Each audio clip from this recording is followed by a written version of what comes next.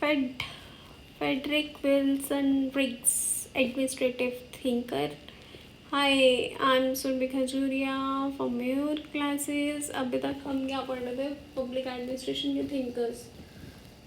4 और थिंकर्स रहते हैं. पब्लिक एडमिनिस्ट्रेशन के सारे थिंकर्स ख़त्म हो जाएंगे, इंक्लूडिंग इंडियन थिंकर्स जो कौटिल्य है.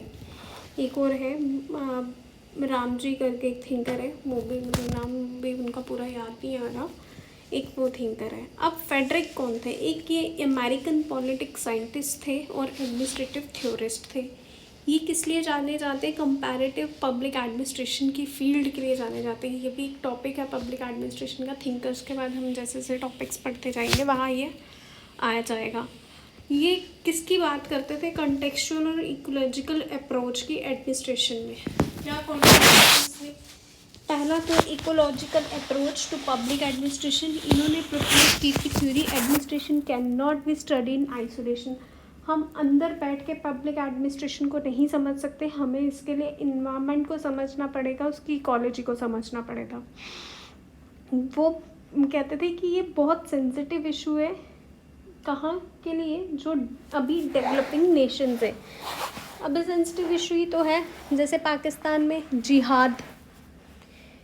हम अगर काफिरों को मारेंगे जो अल्लाह को नहीं मानते हैं तो इनको 72 हूरें मिलेंगी. पता नहीं कौन सी 72 हूरें मिलनी है.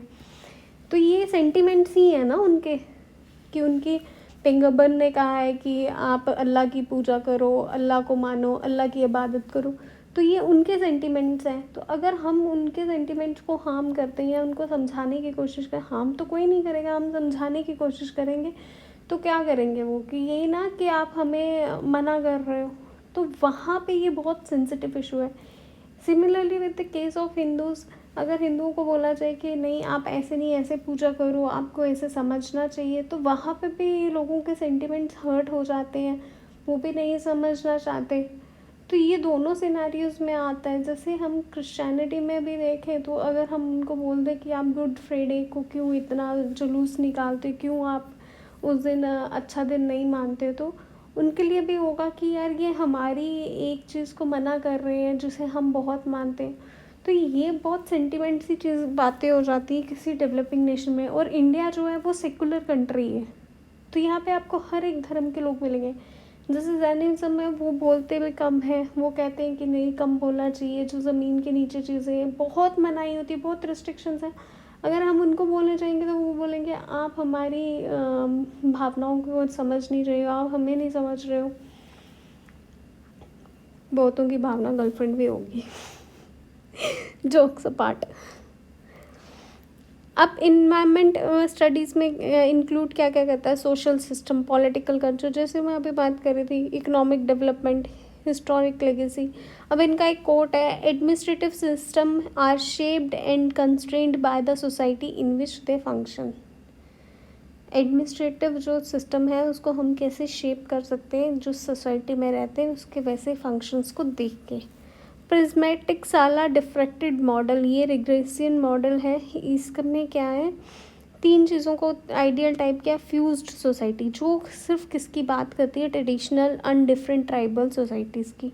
डिफ्रैक्टेड सोसाइटी जो मॉडर्न है, हाईली डिफ्रेंशिएटेड है, जैसे यूएसए. फिर प्रिज्मेटिक सोसाइटी में क्या है, heterogenetic coexistence of traditional and modern values. Formalism में gap between norms and reality. Bazaar canteen model, market is neither fully open nor regulated. यहाँ तो ये पूरा ना ही फुली ओपन होगा ना ही रेगुलेटेड होगा. अब ये बाजार कैंटीन मॉडल क्या है, ये कंपेयर करता है इकोनॉमिक और एडमिनिस्ट्रेटिव फंक्शन को प्रिज्मेटिक सोसाइटी में जो बाज़ार मार्केट के नाम से जानता है वर्सेस कैंटीन रेगुलेटेड मार्केट. तो यहाँ पे एम्बिग्यूटी आ जाती है, values to lead administrative inefficiency में.